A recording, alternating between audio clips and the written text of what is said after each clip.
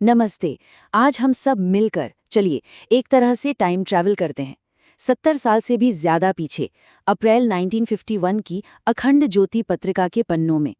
जानते हैं, युग ऋषि पंडित श्रीराम शर्मा आचार्य जी के लिखे ये विचार इतने गहरे हैं कि आज भी हमारी जिंदगी को एक नई राह दिखा सकते हैं। तो चलिए देखते हैं कि ये बातें आज भी हमारे लिए कितनी जरूरी हैं। तो इस सफर की शुरुआत एक बहुत ही शक्तिशाली विचार से करते हैं, जो इस पूरी पत्रिका की आत्मा है।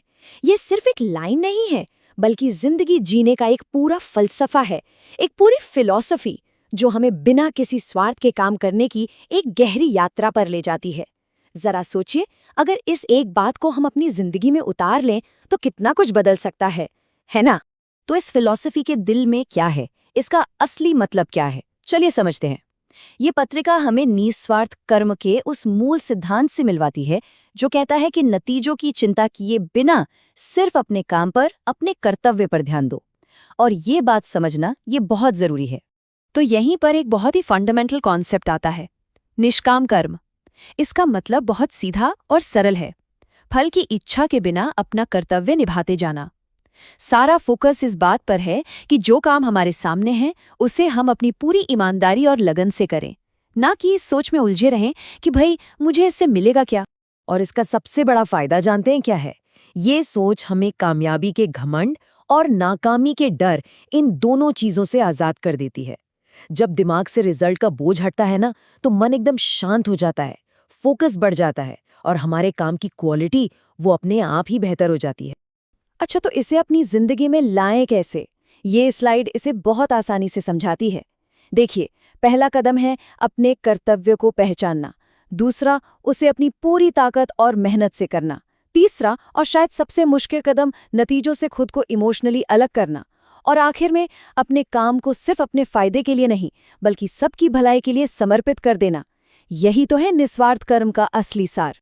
ठीक है, तो अब थोड़ा और गहराई में चलते हैं।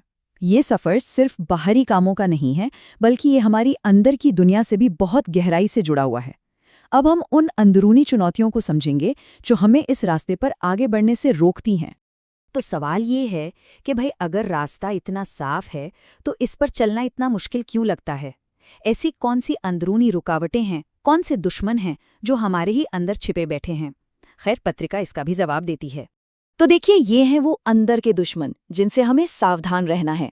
अभिमान यानी वो ईगो जो हमें दूसरों से बेहतर महसूस कराता है और कुछ नया सीखने से रोकता है। क्रूरता जो हमारे दिल को सख्त बना देती है। क्रोध जो हमारी समझदारी को जलाकर राख कर देता है। मोह जो हमें चीजों और लोगों से जरूरत से ज्यादा बांधता है। और फिर छल, कपट और झूठा गर्व। ये वो बुराइयां हैं जो धीरे धीरे हमारे अंदर घर बना लेती हैं। और पता है, इन सब का नतीजा क्या होता है? ये हमारी मन की शांति को चुरा लेती हैं, सही गलत पहचानने की हमारी ताकत को कमजोर कर देती हैं और हमारी आध्यात्मिक तरक्की के रास्ते में एक बहुत बड़ी दीवार बन के खड़ी हो जाती हैं। चलिए, अब एक बहुत ही इंटरेस्टिंग पार्ट पर आते हैं। पत्रिका में इंसान के विकास का एक कमाल का फ्रेमवर्क दिया गया है, जो इस आध्यात्मिक रास्ते पर आगे बढ़ने के लिए एक साफ सुथरे नक्शे की तरह काम करता है। इससे एक लैडर, एक सीढ़ी की तरह इमेजिन कीजिए, जिसके 4 पायदान हैं। ये खुद को पहचानने का एक सफ़र है जिसमें इंसान एक आम हालत से ऊपर उठकर एक दिव्य हालत की तरफ बढ़ता है। चलिए इन 4 स्टेजेस को और अच्छे से समझते हैं।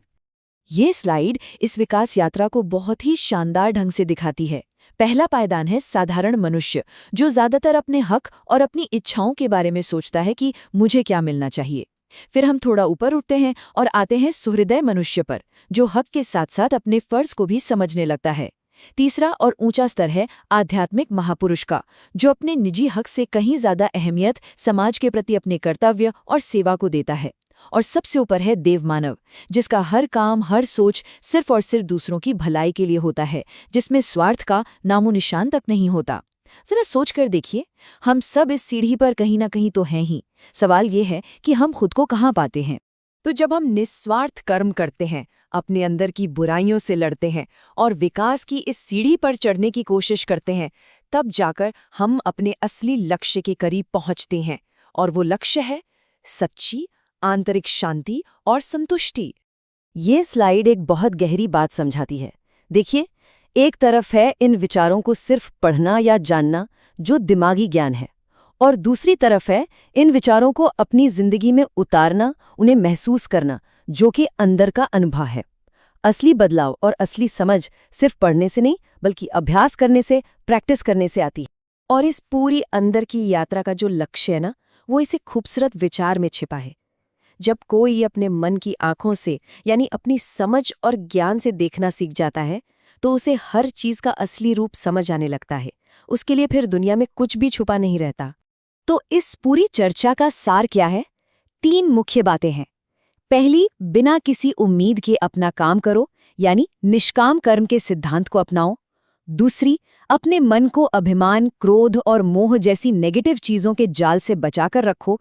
और तीसरी, एक साधारण इंसान से एक बेहतर, एक दिव्य इंसान बनने के इस सफर पर लगातार आगे बढ़ने की कोशिश करते रहो।